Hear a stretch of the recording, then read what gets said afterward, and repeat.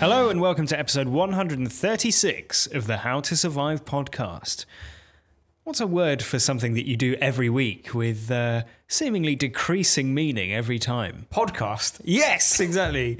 And this podcast is covering another word that you could have said. It's The Ritual. It's a 2017 film by David Bruckner. My name is Chris. Joining me, as ever, is Joe. Hello, how are you? I'm very well, yes. It's a cold evening. Yeah. I'm William Frieskin. Nice, yeah. I'm Francis Ford Coppola. Coldpeller? Coppola? Polar, okay, yeah. I'm Stephen Iceberg. Okay, all right. This week's film is The Ritual. As I said before, in the UK it's just out on DVD and available to rent or buy wherever you normally rent or buy your films, and everywhere else I believe it is on Netflix because it's a film that Netflix bought the international rights to and then released it, dumped it on there, some might say, in the hope that it would find a wide audience. Yeah. Funny how many films these days are going through that process. It's a strange one. Yeah. Martin Scorsese. Nice, yeah, no, I like it, yeah. Look forward to more of those throughout the podcast. Yes, Michael Frostbender. The Ritual is a good film and you should watch it, and we're going to talk all about it, but we're going to ruin it completely if you haven't seen it, as we always do on the How to Survive podcast. So that is your spoiler warning, because we're about to recap The Ritual. Rob would have loved this place. He's a good man. The best of us. You know, they have walking trails in England. Pubs. Come on, man. Where's your soul? It's twisted. It's twisted. All right, yep. Easy. Look, we go southwest through here. We cut the journey in half. What, through the forest? Yeah, why not? I should have gone to Vegas. Oh, you'd have found something to fall over in Vegas too, mate.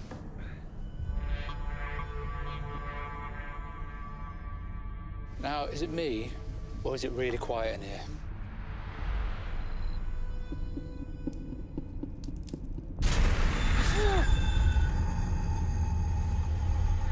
It's been gutted. Could be hunters out here. Bait. Possibly. Or it's the bit they don't show you in the nature documentary. It's a warning. We shouldn't be here. 5 university friends are on a night out.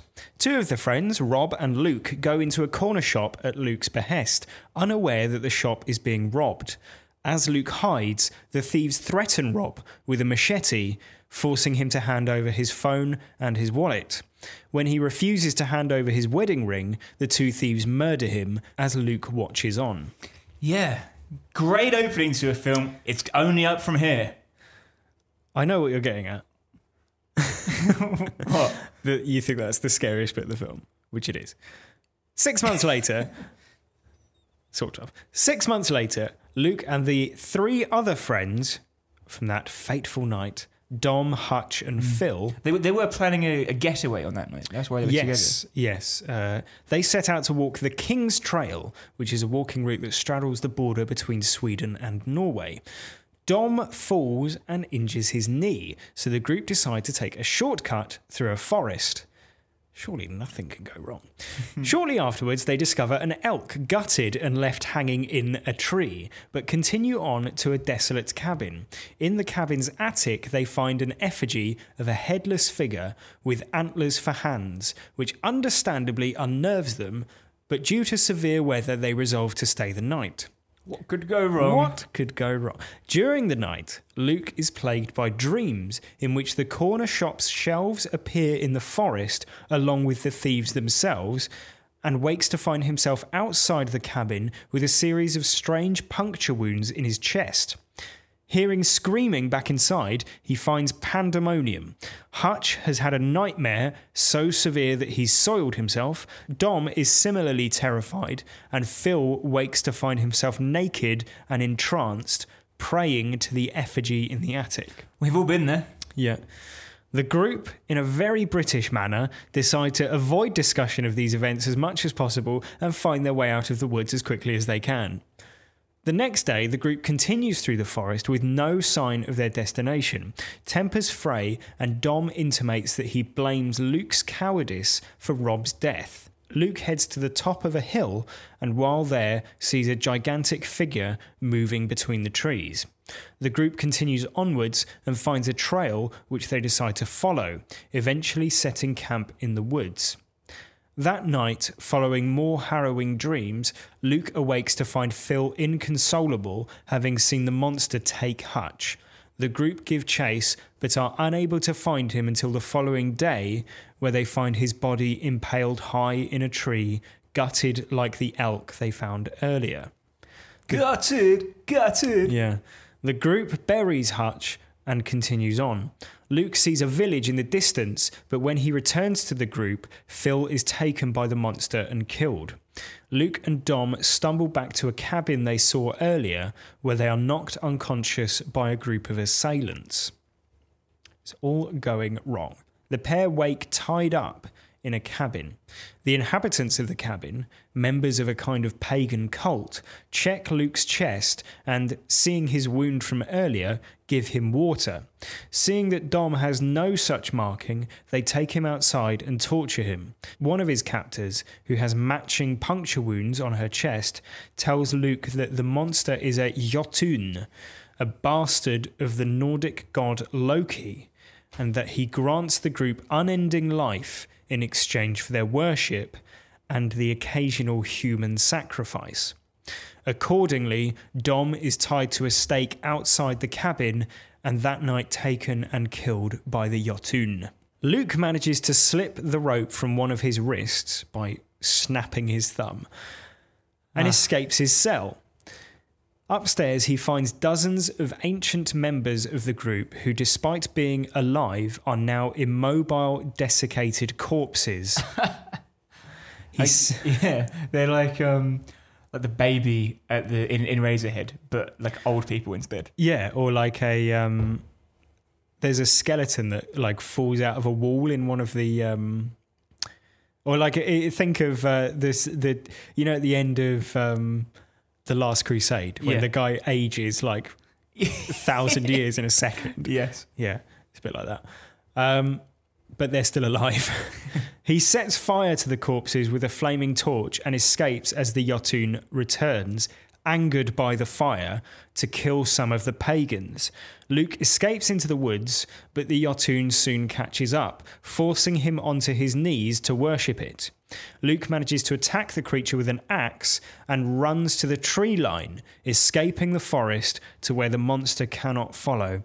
Turning back towards the monster, Luke screams with triumph and agony before turning to walk back toward civilization alone. Classic Lads Weekend. Yeah. You know what I like the most about this film, Joe, is that it's just banter, isn't it? Yeah. All the way through, it's just banter. No, that's awful because that makes it sound like Richard Key's the movie. That was The Ritual. Yes. What did you think of it? I liked it quite a lot. Yeah. I enjoyed a lot of its more interesting parts and more exciting parts. Those are the ones where the hallucinations happen, basically, and the haunting parts of it, I guess. Yeah, that's where sort of elements of the corner shop that we see in the opening scene sort of appear in the woods around Luke. Yeah. And it is quite striking in terms of imagery, isn't it? It is, but then again, I think it's hamstrung by some of the novel things it tries to do, mostly because they don't feel that novel.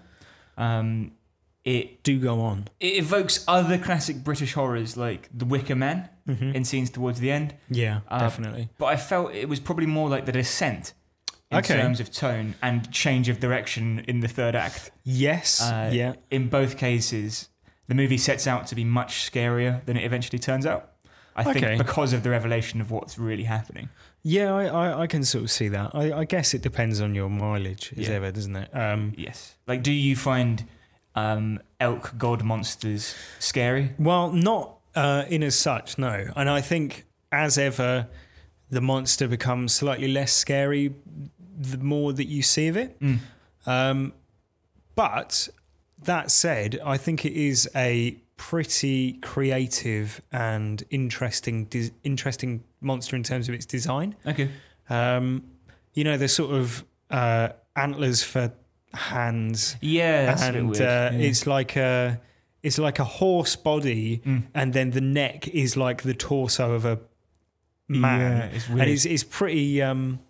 It's sort of like you have to see it a few times to actually take it all in. Yeah, exactly. It does look like something you'd see on DeviantArt. Yeah. I mean, I know what you mean. Yeah, I think it gets points for originality though, and I as I understand it, is based sort of partially on real gods. Nordic gods or Nordic myths, legends, what have you. But yeah, I mean, like I just thought that was quite good. Like you say, I think all the hallucinatory stuff is good. The best bits. Yeah, I think the other strong part for me was the sort of more like a British social group. Yeah, I see what you mean. Stuff, the chat. Yeah. I think we differ slightly on this. Right. Because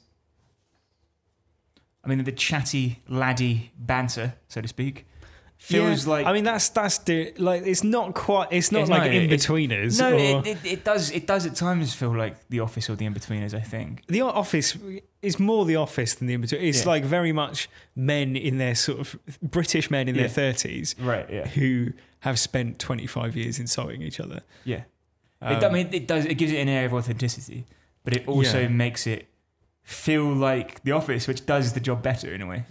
I guess so. Yeah, it's not. It's poor by comparison to the things it's trying to emulate, I guess. I suppose so. In the same way, and it falls down when you compare it to The Wicker Man. It falls down when you compare it to other things which it emulates. Into the Woods tragedies. Yeah, it reminded me a bit of Kill List in this. The banter between Michael Smiley and Neil Maskell's character in that. Yeah. Which gives the friendship authenticity, as it does in this. Yes, exactly. They do feel like friends. Yeah, they feel like they know each other. Yeah, and that is, often not the case in a lot of horror movies. Yeah. Where you have a big group of teenagers just or screaming at each other. Right, yeah. But I mean, possibly that's just a British thing, though, right? Because it reflects our own experience, and so we're obviously someone watching it in America might not recognise that dynamic, and so it might be more alien to them. Possibly, I think it spreads it on quite thick, especially with the nerdy character, so called because he wears glasses, who hurts his knee, and then like his grumblings in their band, like winding him up. That feels a bit in between, is it? I guess so. Yeah, it is in between. It's sort of 20 years down the line. Exactly. Yeah. It reminded me as well of this felt like a better Blair Witch film than Blair Witch was. Yeah. You mean Blair Witch, not the Blair Witch Project? Yes, Blair Witch, the Adam Wingard film, which we famously do not like at all. I genuinely think this is, if you cut out that monster and replaced it with something more appropriate to the lore of Blair Witch, then it would be a better film. Yeah, there's even like the tent flying in the air scene, right? Very similar. Yeah. It's extremely similar. This hits the same notes as Blair Witch, but does it a lot more better. Yeah, there's some really nice visual touches as well, which obviously you wouldn't get in a found footage film, or you tend not to. But there's loads and loads of shots of the trees, which are of a really distinctive sort of Nordic shape, where all the branches are sort of angling upwards, and they all start to look like antlers. Yes, and obviously when you see the design of the monster, it sort of feeds into that, and suddenly it's like every tree looks like the monster, and the monster looks like all the trees. Yeah, I see. So it camouflages it pretty well. I don't know. I mean, in other movies, monsters work because they take on like a thematic relevance to the protagonist. Yeah. So in Alien, there are clear overtones of sexual violation, which is important because Ellen Ripley is a woman, and I think that's a clear message in that film anyway. In The Babadook is the representation of grief, loss, and depression, and say like in Under the Shadow, which is quite similar.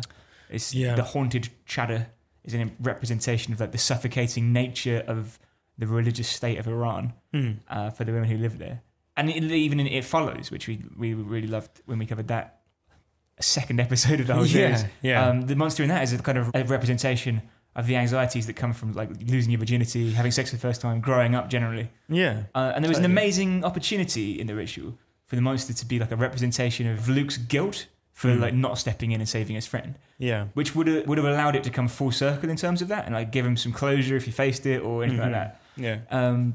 Perhaps he'd overcome his fear and save his friends and stop them dying. Perhaps he'd be faced with reliving the same situation in a different way and have to overcome it. But as it is, he just gets chased through the woods by a gigantic deer and then escapes with nothing said, which is kind of like... Yeah, I guess it's like he...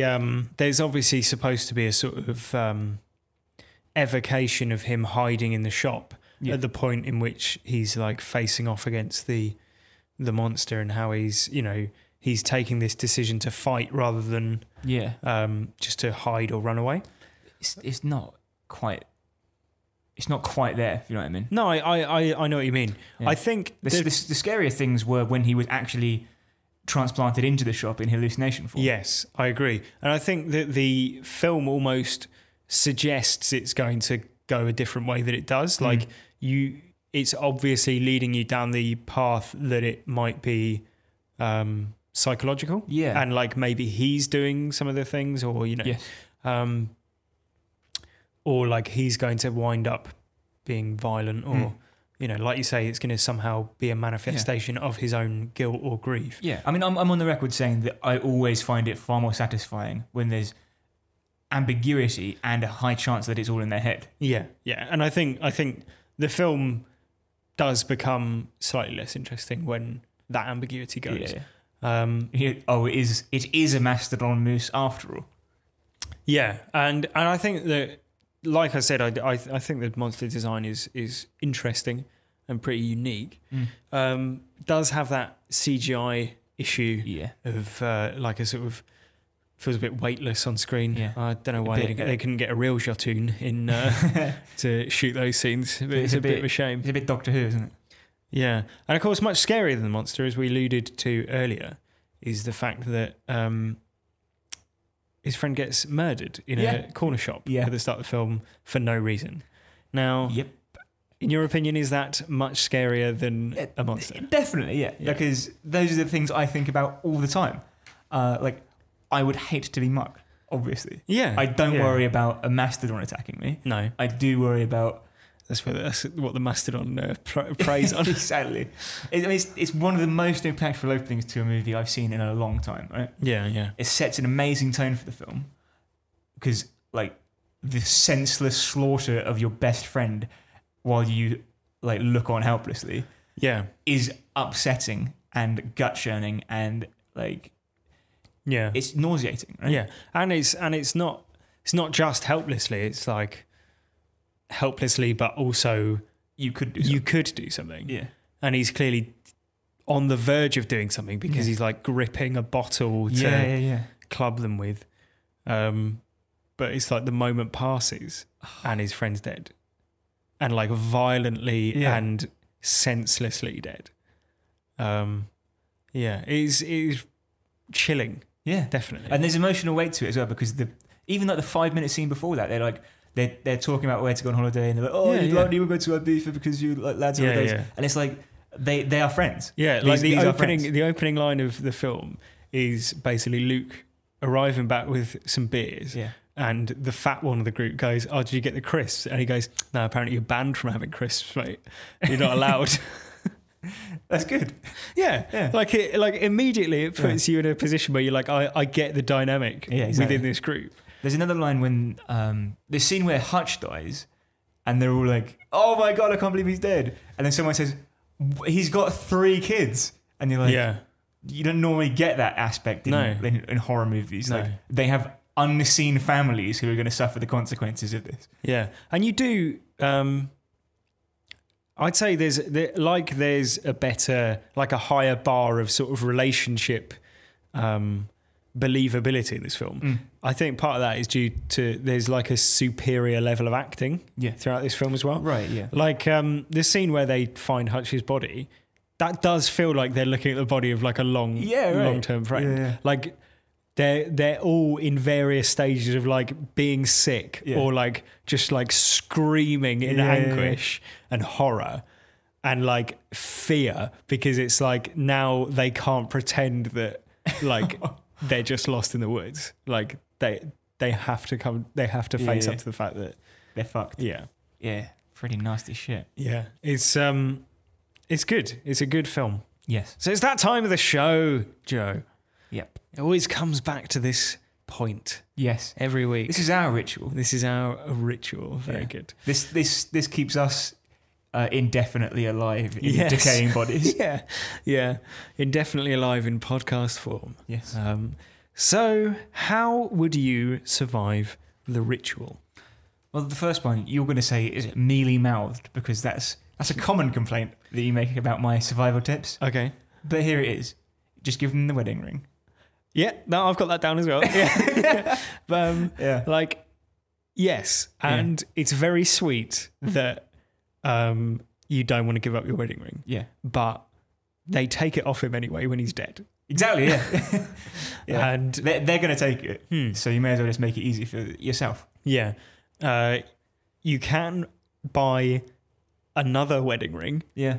What you can't buy is your head back on your shoulders. Yes, exactly. And I mean, you're a married man. Yeah. If someone was threatening you, would you protect your wedding ring? No. I mean, I didn't want to wear one in the first place. Like, do you think your wife would be happy about that? You clearly don't treat it particularly. Well, no, okay, you didn't let me finish. I didn't. I didn't want to wear it in the first place, but now I would die to keep it on my finger. No, but it's like if someone's like, "Give me your wedding swallow ring." it. If someone says, "Give me your wedding ring," or I'll cut your head off with a machete, they can have it. Yeah, no brainer. The only thing is, right. Sometimes my fingers swell up when it gets warm, as everyone does. There's a natural constriction of the blood vessels in heat, and you can't get it off sometimes. You generally can't. And I know like some older people, especially if they play sports and stuff or work a kind of labour job, skilled labour. You get calluses and stuff on your fingers, which means you can't slide it off. If he'd said, "Look, I'm a bricklayer. Yeah, I can't get this off my finger. It's calloused in. Look, it won't come off." They'd cut your finger off. Yeah, they would. Still better than dying, though, isn't it? Yes. That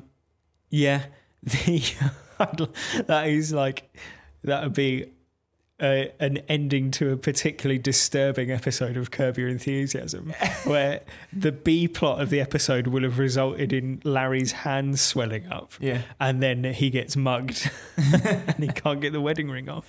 Yeah. And gets his the A plot is him offending his wife because he says that he would give up his wedding ring if he was mugged. Yeah. And then the ironic twist at the end of the episode is that he's unable to get it off when he is being mugged because he helped Marty Funkhauser clean out some sticking edges. Yeah, exactly. Yeah. And then he dies, and that's the end of Curb Your Enthusiasm. Yeah. A bleak ending.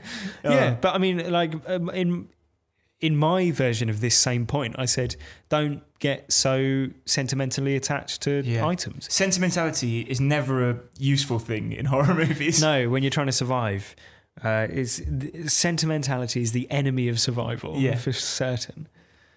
Yeah, I mean, I understand there'd be a grieving process involved in losing your wedding ring, because there is some symbolism in that. Absolutely, and it's an important part. It'd be an upsetting and, disturbing event. I'll tell you the bigger grieving process. Yeah. Husband dying. Yes. The wife is not seen or heard from in the whole film. Yeah. But you might assume it's because... I'd imagine that she isn't going, thank God. Yeah. He did, right until the end, he did not give an inch. That's the man I married. Yes, exactly. Maybe he wasn't married anyway, like... It's an affectation. It wasn't a wedding ring. Yeah. He's a con artist, and he deserved to die because he was stealing from a children's hospital or something. It's this fan fiction. Yeah. My first point is probably similarly mealy-mouthed. Yeah. But it's good advice for anyone travelling or exploring Bring enough water or something. unknown territory. Obviously, don't go off the beaten track through that giant woodland. Like, I'm not convinced that like a day's walk through like unmaintained woodland would be better for an injured knee than a path. Like, on the path, you might bump into like someone who could help. Yes. And rescue you. Whereas in the woodland, you might bump into the bastard horse child god. And that's exactly what happens. Yes, exactly. You don't get that on the well-trodden path. No. They've missed that out of the Lonely Planet guide, that warning. But they're all inexperienced hikers, apart from Hutch. He appears to be Bear Grylls. Basically, yeah, which is played by Bear Grylls as well. Yeah, which is why it's great that the film undercuts that by killing him first and also having him wet himself at one point. So, if it, like, let's say you go, I've already heard that. You know, part A of that bit of advice is don't go off the beaten track. Let's say you're in Norway and you go, well, his knee is really bad. It might be better going through this woodland.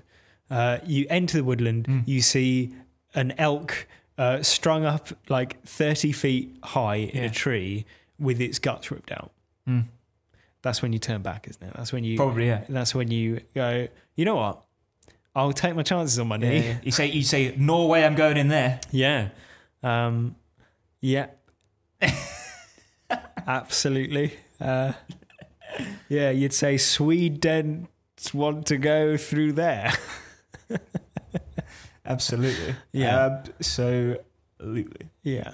Is that an absolute joke? Sure. Yeah.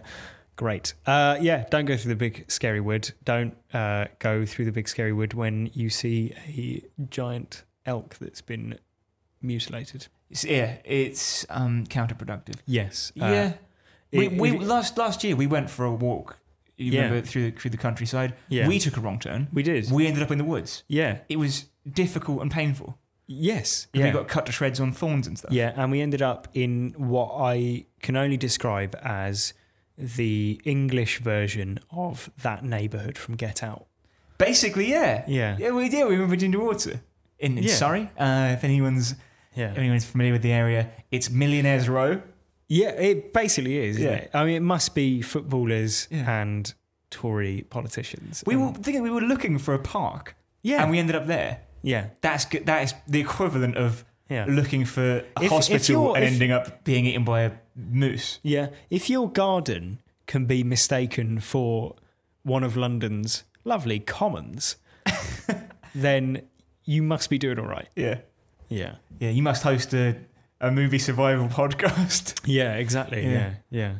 Luckily, we found our way back to your back garden and all was well. Oh, Lord. Yeah. Yes. So my point being, we had Google Maps and we still knew this wasn't the right way. Yeah, I've got a video on my phone of you debating for about 20 minutes whether or not to jump on like a rope tire swing and then bottling it. Do you know why? Because I know how to survive. Yeah, there you go. Imagine I'd fallen. Yeah, exactly. Yeah. Can't land a chopper to the trauma centre in the middle of the woods, can you? No, famously. You'd have to ask one of those football managers who live nearby whether you can land in their garden. Exactly, yeah. Next point. For this, I looked abroad online. To theadventurejunkie.com. Okay. Sorry, theadventurejunkies.com. Yeah. For their article, How to Deal with Hiking Knee Pain. Okay. So they've got... Is this just for high kings? Yeah. There's only 6 points to this. Okay. Which I'll run through very quickly. Yeah. We'll see whether Dom... His situation could have been improved by observing these tactics. Yeah. Number 1, healthy diet. Inflammation may be a source of your knee pain. inflammation is a natural part of your body's healing process, but it can also be painful. You can naturally fight inflammation by changing your diet to things like tomatoes, olive oil, green leafy vegetables, nuts, fatty fish, strawberries, blueberries, cherries, and oranges. Don't remember seeing him eat any of those. No, we're introduced to him ordering crisps. Yeah. So were crisps on there, Joe? Tomatoes, olive oil, green leafy vegetables, nuts, fatty fish, strawberries, blueberries, cherries, and oranges. Well, Hutch, he's not even so much as looked at a crisp for 20 years, is he? And look at his knees. Yeah, exactly. He was doing lunges through the woods. Yeah. Just for the sake of it. Yeah.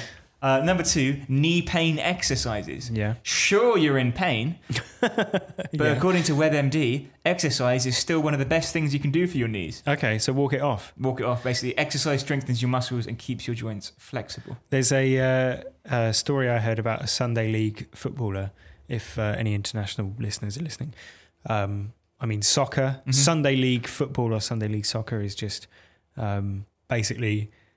like show up organized but sort of barely football pub leagues. Yeah, and all sorts can play, and all sorts can manage, Joe. And there's a story about a guy, I think I heard about this on a football podcast, one of the many available, and a guy injured his leg and was in some pain, and his manager came over and said, that'll be fine, it'll just be a bit of a dead leg. What you need to do is just stamp that pain out, stamp it out. No. And taking his manager's advice, he stamped his foot and snapped his shin bone completely in half, and it came shooting out of the side of his leg. And apparently the manager later visited him in hospital that same day and had already signed up to a first aid course by way of recompense. It would have been funny if he'd showed up and said, just stamp your foot and you'll be all right. Yeah, stamp on my foot. Make yourself feel better. Yeah. Luckily, he wasn't in the woods. Yeah, exactly. Luckily, Dom didn't stamp anything out. Yeah, but if he'd walked it off, Joe, maybe he would have been all right. Exactly. Quick fire remainder for the 4, because it's this particular section of the podcast is dead, I think. Okay. Choose the right shoes. Right. Make your mind up whether he did or don't. Reduce the weight of your backpack. Maybe he could have just dumped all his food, his tent. Yeah. I think he's walking on a stick and everything, isn't he? Well, that brings me to my next one. Use hiking poles. Okay. Yeah. He should have... does he have one? I think he does, didn't he? Or is he just using a wooden tent pegs, I think. Tent poles. Tent poles, the final one is just be careful going downhill. Yeah. He's not, is he? That's how he broke his knee in the first place. Yeah. Not careful enough, you might say. Yeah, that's my tips. Anyway, thanks theadventurejunkies.com for that. Thanks for emailing those in, AJ. My final point is it's more of a philosophical one. If survival on this podcast and not thrival is the goal. We've said it before, we're not called How to Thrive. No, we're not. Then is it a wise move to become a follower of the Yotun? Because the desiccated corpses... They're alive, Joe, aren't they? Very much so. Yeah. They are surviving. Are they having a good time? That's not the aim of the podcast, is it? It's not how to have a good time. I'm sure there is a podcast called that. Yeah. And its content is probably very different. If you are Luke and you've got those wounds in your chest, you're one of the chosen people, go, you know what? Brilliant. Because now I can live forever. In one form or another. And little tangential bits of advice on that one is maybe just tie your prisoners up a bit better. Yeah. If you're going to become one of those people. Ooh, yeah. I mean, if they'd tied both his hands up, he'd have struggled, wouldn't he? Yeah. Or just, hog tie them or whatever.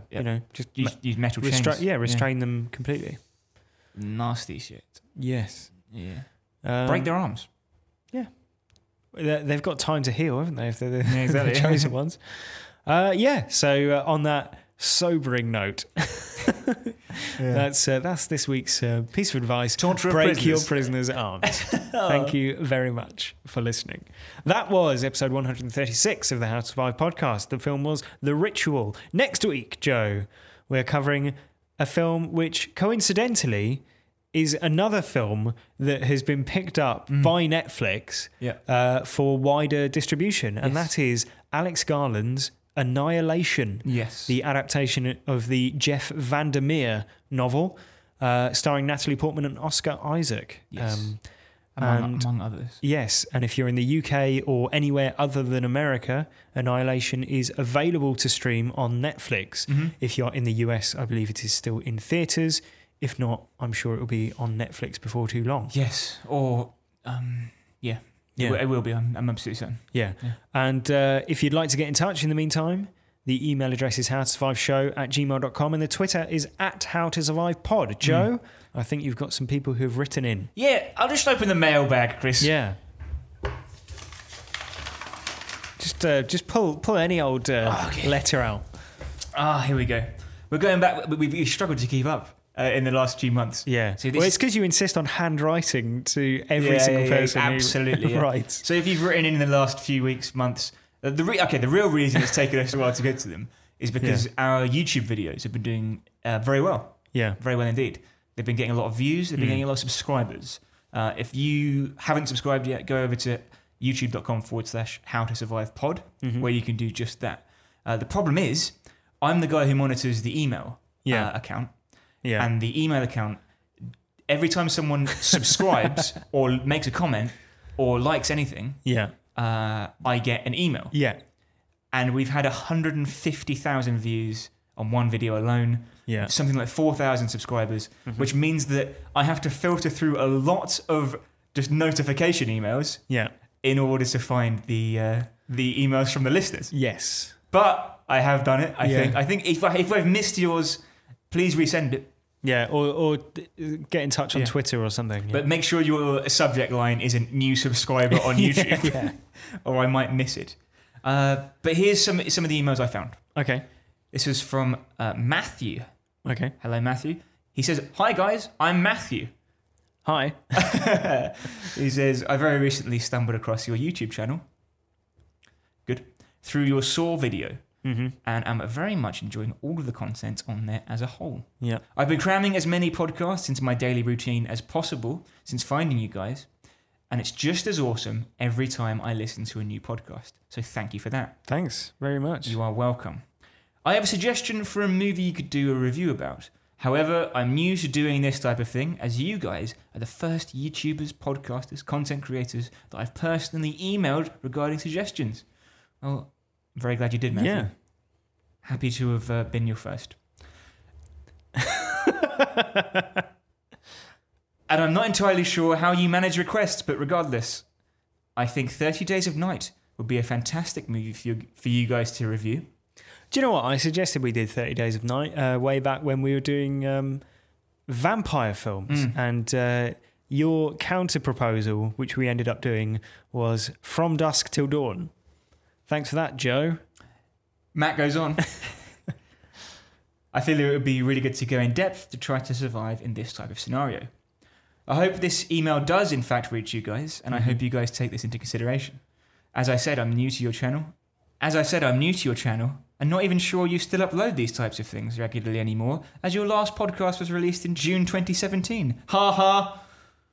Look, listen, Matthew. We're busy people. We're giving you free content. We can't keep YouTube as up to date as iTunes. Yeah. Because iTunes is automatic. Yeah. We are trying to clear the backlog. Yeah. Slowly but surely. Yes, indeed. And we, just in case anyone's interested, we do have another marathon video planned for the next few weeks to months, depending how long it takes us to shoot and edit. Yes. So keep an eye on that. Matt finishes, "Anyway, thank you for what you've previously created." And you are welcome, Matthew. Thanks, Matt. And the next email comes from Ella, who previously got in touch about Cannibal Holocaust. Okay. She says, "Hi, Joe and Chris. I know I just wrote to you a few weeks ago, but oh my God, You were so right about Darkest Hour being a steaming pile of shite. That was, for anyone who didn't hear that, Yeah. Your chat about Darkest Hour, that was at the end of which podcast? One of the more recent ones, anyway. Yeah, it was Contagion, or I think it was Contagion. Yeah. right. Yeah. So you weren't a fan. No, I was not a fan. Yeah.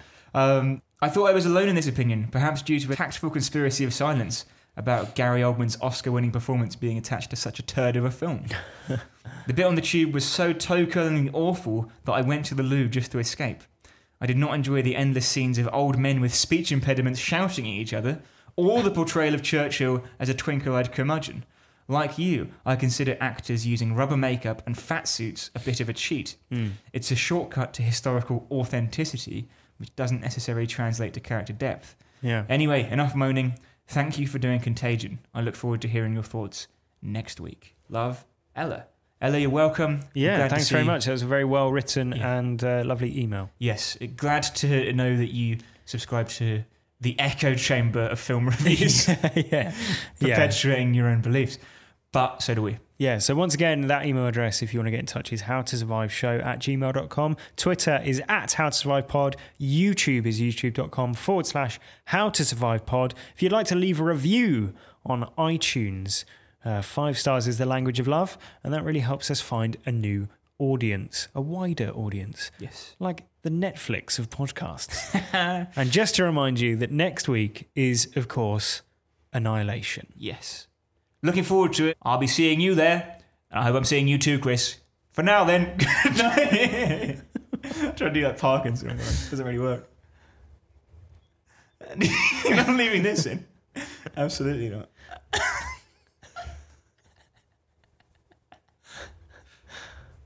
mean, speaking of a conspiracy of silence, you're just like, you're not saying anything so that I have to fill the dead air, and you're going to leave that in as the ending, aren't you? Yeah. Fuck off.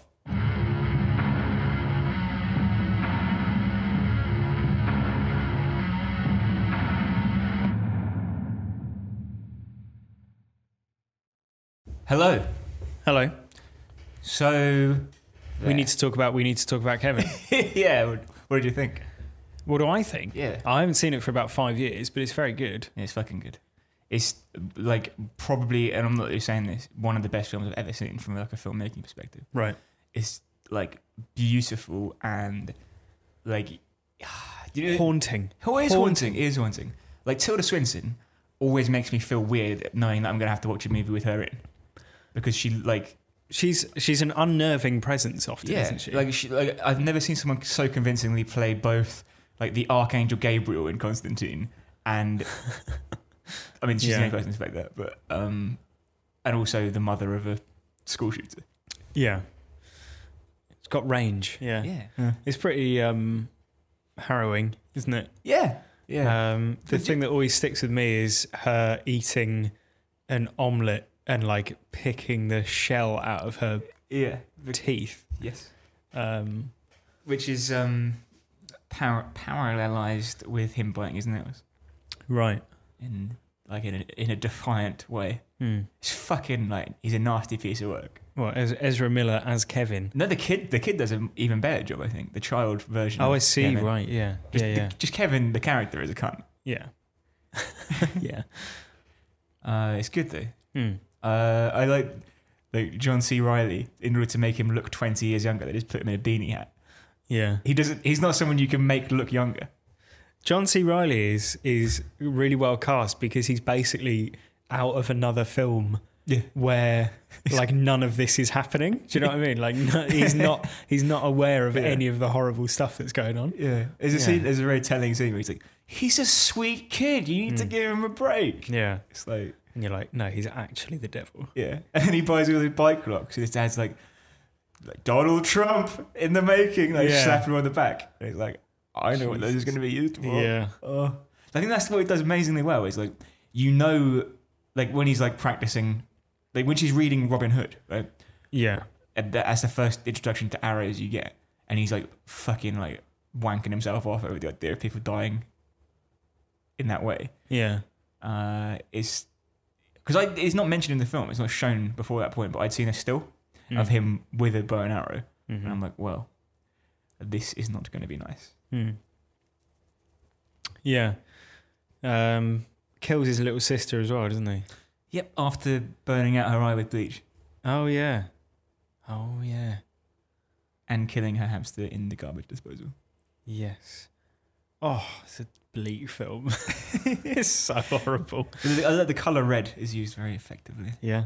Every I single haven't scene. seen it for so long. Every single scene with Tilda Swinton, which is every scene, I think except one. Like she'll be driving down the road and it'll be all green trees, and then suddenly like one red tree, and it's like it acts as the color red, and tomatoes act as a metaphor for the grief at your son becoming a school killer. Yeah, which is wonderfully done. Yep. Yeah, But and the other thing that always sticks with me is when she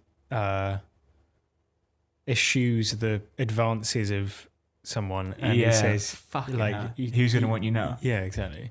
Oh, it's like, I think harrowing is the only word that I can use to describe it, because it's like you're just left feeling hollow and sad, and she gains like there's no like the entire thing is the message of the story is he does it for no reason. He does it because there's no point, and that's the point. He says it. Yeah. Well, the very, very end, there's like the slightest, tiniest flicker of remorse, of like regret. It's not even like it's more like he's realised he's like fucked up his life. Yeah. Like it's not, because it's not so much remorse, because that would imply that he feels guilty about the other people who are dead. Yeah. But it's more just he's like, suddenly he's realised that he's just a scared boy going into an adult prison. Yeah. And he's going to have a horrible time, and he's ruined his life. Yeah. And like the way that scene plays out from my memory is that like it ends with Tilda Swinton's character sort of triumphantly walking off almost. Yeah. But then you realise that there is no triumph in knowing that your son is going to spend the rest of his life in jail because he murdered like scores of people. Well, I think in that scene they discuss, she says you did it very cleverly, because with your, the fact that you were 15 and the fact that you were off your head on like Ritalin or whatever, they're probably going to let you out in 2 years for good behaviour. Right. And he's like, yeah, but still, I fucked up. That's basically, and then they hug, and then she walks away like that tiny, like meaningless, ultimately, exchange is the high point of the film for her. Yeah. There's another. All the scenes that I remember from it are like just sad things happening to Tilda Swinton. Yeah. So like when she takes him out for dinner to like try and bond with him, and he basically says like, "Oh, you think I'm just gonna you think we're gonna be friends now because you've taken me out for a pizza?" So what, you could like, you'll have a glass of wine, you'll sidle over, put your arm around me, and you say we should do this more often. Yeah, but in the way like, you make me sick. Yeah, like it's contemptuous. It's fucking awful. Oh, amazingly made film though. Yeah. Do seek it out. Where did you watch it? On Amazon Prime. For not included in that price, not for free at all. Prime not Prime how Video. Capitalism works. No, unfortunately not.